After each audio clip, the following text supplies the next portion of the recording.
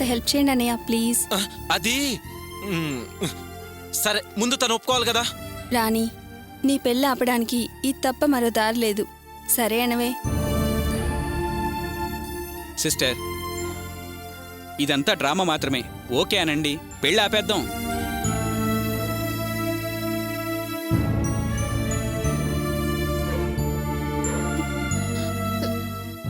సరే అండి. Very good. ఇప్పుడే ఫోటో తీసేద్దాం. కెమెరా కూడా రెడీగా ఉందిరా. ఇదిగోరా. ఏమండి సిస్టర్, మీరు ఒకసారి రండి. రండి సిస్టర్.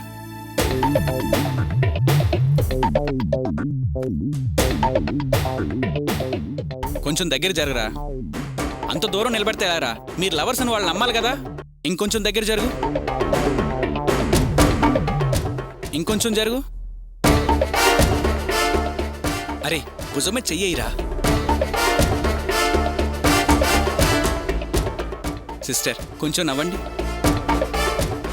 ఇంకొంచెం. Smile please.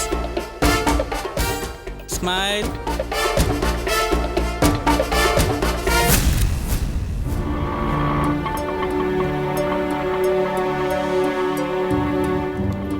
$500కి చిల్లరలేదమ్మా. ప్రియా, వెళ్ళి అక్కడ చేంజ్ తీసుకురా.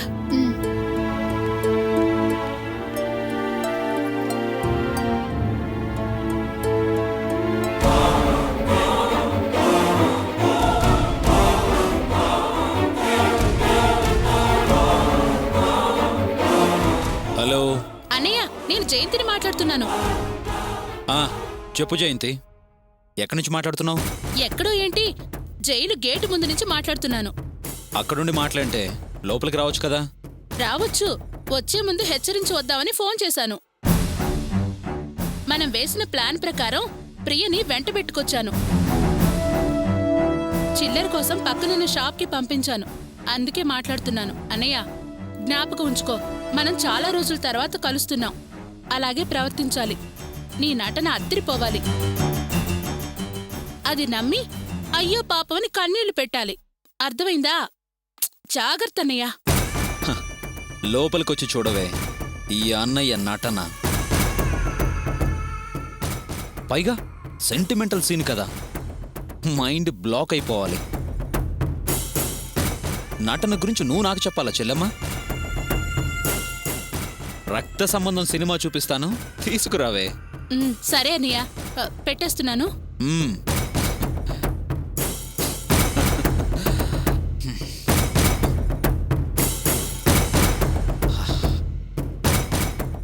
దొరికాయా ప్రియా? ఇదిగో వదినా. ఇదిగోండి. పద ప్రియా.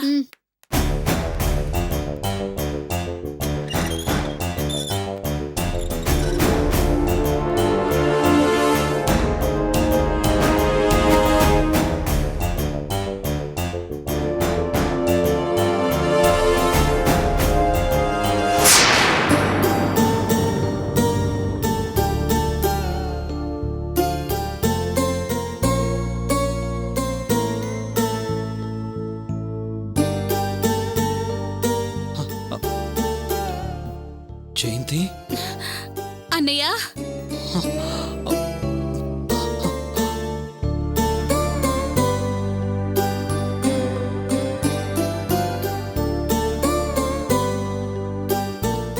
బాగున్నావా జయంతి? ఎన్ని రోజులైందమ్మా నిన్ను చూసి. బాగున్నానన్నయ్య. నాకు నువ్వే గుర్తుకొస్తుంటావు. కానీ నా పరిస్థితి నీకు తెలుసు కదా. అమ్మా, బావుగారు ఎలా ఉన్నారు? రమ్య, మీ అత్తయ్య, మీ మావయ్య అందరూ బాగున్నారా? అందరూ బాగున్నారన్నయ్య. అందరి గురించి అడిగావు, కానీ మన అమ్మ ఎలా ఉందని ఎందుకు అడగలేదన్నయ్య? అమ్మ జైల్లో ఉందని తెలిసాక బాగుందని ఎలా అడగనమ్మా? కనీసం ఇన్ని రోజులకైనా ఈ అన్నయ్యని చూడాలనిపించి నువ్వు వచ్చావు. చాలమ్మా, చాలా ఆనందంగా ఉంది. నాకీ అదృష్టం దక్కడానికి కారణం ప్రియ అన్నయ్య. ప్రియ లేకపోతే ఈ రోజు కూడా నేను నిన్ను చూడగలిగేదాన్ని కాదు. మనం ప్రియకి రుణపడున్నాం. మన ప్రియకి థ్యాంక్స్ చెప్పుకోవాలన్నయ్య. భలేదాని వదినా, మీరు నాకు థ్యాంక్స్ చెప్పడం ఏంటి? అయ్యో లేదండి, చెప్పి తీరాలి. ఇంక నా జీవితంలో నా చెల్లెల్ని చూడగలనా అని బాధపడుతుండేవాణ్ణి. మీ మూలంగా ఈరోజు నా చెల్లెల్ని చూడగలిగాను. అందుకే మీకు తప్పకుండా థ్యాంక్స్ చెప్పాలి. నా మూలంగా మీ ఫ్యామిలీకి చాలా అవమానం జరిగింది.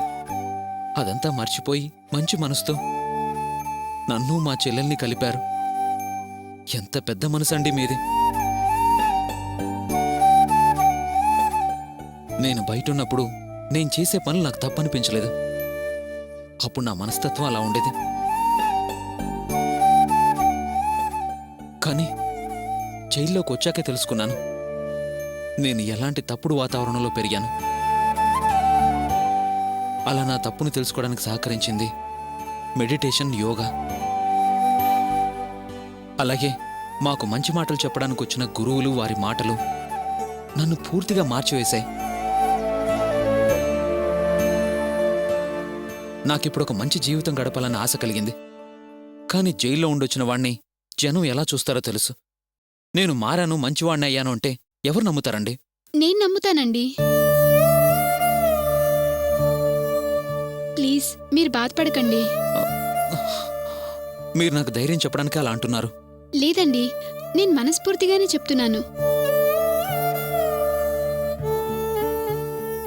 జైలుకొచ్చిన ఎంతో మంది క్రిమినల్స్ వాళ్ళ శిక్షాకాలం పూర్తయ్యాక మంచివాళ్లగా, సమాజ సేవకులుగా మారిన సందర్భాలు చాలా ఉన్నాయి. ఎప్పుడైతే మీరు చేసిన తప్పును తెలుసుకున్నారో అప్పుడే మీరు మంచివారైపోయారు.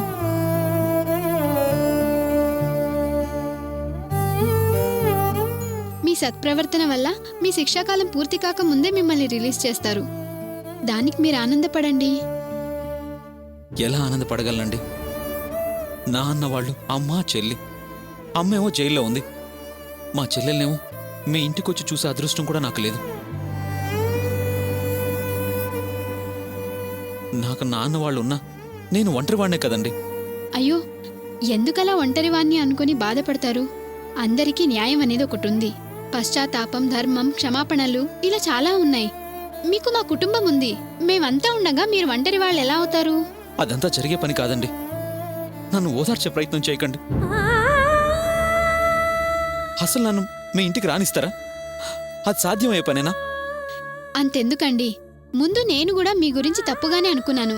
ఇప్పుడు మనసు మార్చుకోలేదా? అలాగే మా వాళ్ళు అర్థం చేసుకుంటారు. వాళ్ళకి అర్థమయ్యేటట్టు నేను చేస్తాను. మీరు ధైర్యంగా ఉండండి. అన్నయ్య, ప్రియ ఇంతగా చెప్తోంది కదా, నాకు ప్రియ మీద నమ్మకం ఉంది. మనం మళ్ళీ కలుస్తామనిపిస్తుంది. నువ్వేం దిగులు పడకనియా. అవునండి, ఇక మీరు ఆ విషయం ఆలోచించకండి. అందరం కలుస్తాం, సంతోషంగా ఉంటాం.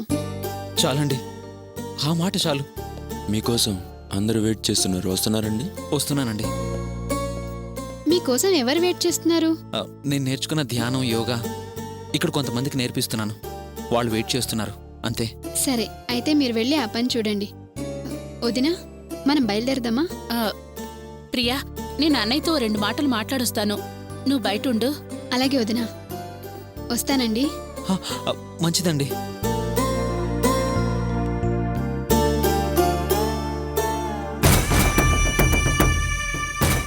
అన్నయ్య, సూపర్ అన్నయ్య. ఎర్రక తీసావు, నా బంగారం.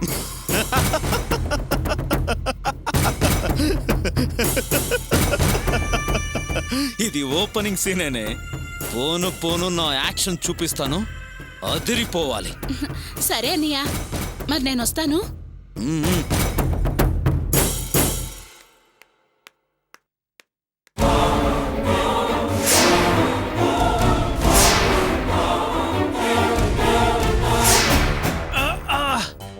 నొప్పిగా ఉందమ్మా.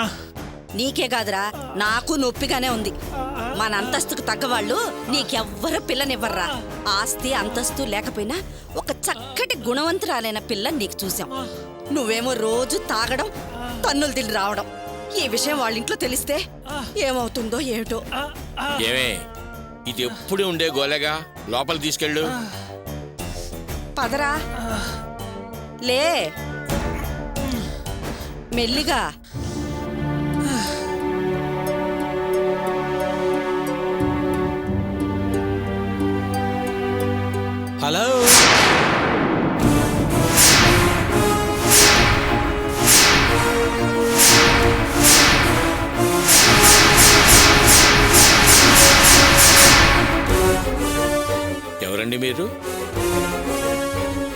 నమస్తే సార్.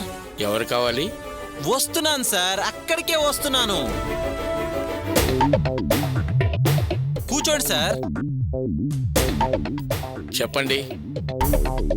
రాణిని మీ అబ్బాయికి ఇచ్చి పెళ్లి చేద్దాం అనుకుంటున్నారు కదూ? అవును. విషయం నిశ్చితార్థం దాకా వచ్చింది కదూ? అవును. Bad. This is very bad. మీ ఆస్తి, అంతస్తు, గౌరవ మర్యాదలు అన్నీ వదులుకుని ఓ సామాన్య కుటుంబంలోని ఆడపిల్లని మీ అబ్బాయికి చేసుకోవాలనుకోవటం అభినందించాల్సిన విషయం. ఇంతకు నువ్వు ఏం చెప్పాలని వచ్చావో అది చెప్పు. ఇదే పాయింట్కి వస్తున్నాను. మీరు అంత దిగొచ్చింది ఓ మంచి సంసార పక్షమైన అమ్మాయిని చేసుకోవాలనే కదా? మీ గౌరవ మర్యాదల్ని కాపాడుకోవాలనే కదా? కానీ షీఈ్ నాట్ సో. మీకు తగ్గ అమ్మాయి కాదు, మీరనుకున్నంత మంచి పిల్ల కాదు, మీ కుటుంబంలోకి రాదగ్గ అమ్మాయి కాదు. మీ ఫ్యామిలీకి చెడ్డ పేరు రాకూడదు కదా? ఇదిగో చూడు, మేము నిశ్చితార్థానికి రెడీ అయిపోయినప్పుడు నువ్వు ఒక అమ్మాయి గురించి చెడ్డగా మాట్లాడడం తప్పు. అనవసరంగా అమ్మాయి మీద లేనిపోని నిందలు వేయకు. No no no no no, నేను నిందా వేయటం లేదు, అబద్ధము ఆడటం లేదు. అయినా ఏ ఆధారాలు లేకుండా మీలాంటి వాళ్ళ దగ్గర లేని మాటలు, కాని మాటలు ఎలా మాట్లాడతాను చెప్పండి? అమ్మాయికో బాయ్ ఫ్రెండ్ ఉన్నాడు. బాయ్ ఫ్రెండే కాదు, లవర్ కూడా. నేను నీ మాటలు వినడానికి రెడీగా లేను. బ్లాక్ మెయిల్ చేసి డబ్బు లాగుదామని వచ్చావా? చ నో బ్లాక్ మెయిలింగ్. నాది రిజిస్టర్డ్ మెయిల్ సార్. పోనీ నా ఈమెయిల్ ఐడి చెప్పమంటారా? నేనింత డిగ్నిఫైడ్గా, డీసెంట్గా మీతో మాట్లాడుతుంటే నన్ను అనుమానించి అవమానిస్తున్నారు. నువ్వు చెప్పేది మేము ఎలా నమ్మమంటావు? ఆధారం ఏంటి? నేనే ఆధారం. ఆ అమ్మాయికి బాయ్ ఫ్రెండ్ని, లవర్ని నేనే సార్. We are living together. ఒరే అవుట్ అవుట్ ఐసే, ముందు లేచి బయటికెళ్ళు. సో మీరు నన్ను నమ్మట్లేదన్నమాట. ఓకే ఓకే, అయితే మీ కళ్ళతో మీరే చూడండి.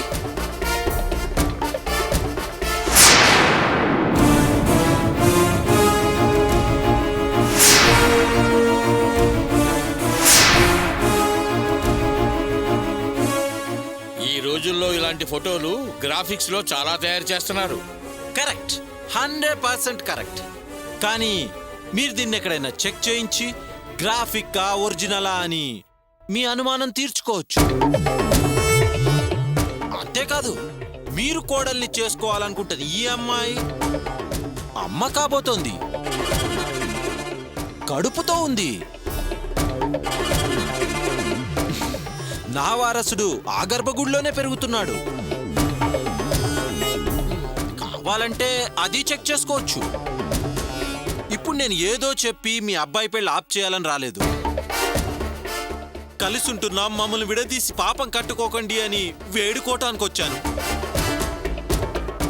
మా ప్రేమని మా ఇంట్లో వాళ్ళింట్లో ఇంకా ఒప్పుకోలేదు. అందుకే మేం చాటుగా సహజీవనం చేస్తున్నాం. సడన్ గా మీలాంటి గొప్ప సంబంధం దొరికేసరికి వాళ్ళమ్మ యమా స్పీడ్గా పెళ్ళేర్పాట్లు చేస్తోంది. అది తెలిసి అటు లాభం లేదని నా బాధ మీతో మొరపెట్టుకుందామని వచ్చాను. నా బెటర్ హాఫ్ ని నా నుంచి విడదీసి మీ కోడలుగా చేసుకుంటారా? ఇది ధర్మమా, న్యాయమా సార్? ఓకే, నేను చెప్పాల్సిందంతా చెప్పాను. నిర్ణయం మీ చేతుల్లో ఉంది సార్. వస్తాను సార్.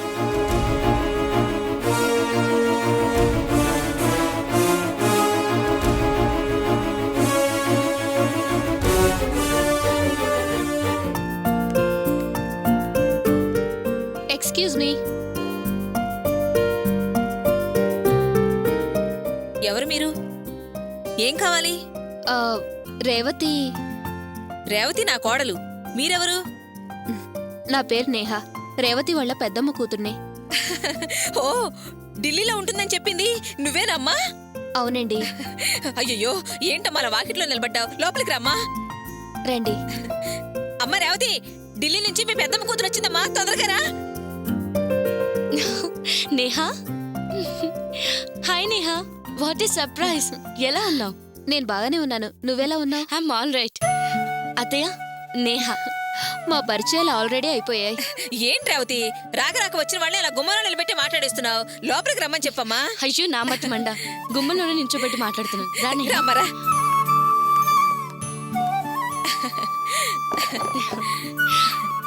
కూర్చో. కూర్చోమ్మా, కూర్చోండి. ఏం తీసుకుంటావమ్మా? కాఫీ, టీ, లేకపోతే చల్లగా కూల్ డ్రింక్ ఏమైనా తెప్పించమంటావా? అబ్బే ఇప్పుడు అవేం వద్దండి. నాకు ఫ్లైట్ కి టైం అవుతుంది. మీతో అర్జెంటుగా మాట్లాడి వెళ్దామని వచ్చాను. అదేంటమ్మా అలా అంటావు? రేవతి కావలసిన దానివి, పైగా పెద్దమ్మ కూతురివి. ఇంటికొచ్చి ఏం తినకుండా తాకుండా వెళితే ఎలా చెప్పు? ఈ పూట ఇక్కడే ఉండి భోజనం చేసి వెళ్లాల్సిందే. తప్పుగా అనుకోకండి ఆంటీ, నా ప్రొఫెషన్ అలాంటిది. యాక్చువల్గా నేను ఫ్లైట్ కి బయలుదేరుతుంటే ఇంతలో ఈయనొచ్చారు. నిన్ను అర్జెంటుగా కలవాలన్నారు.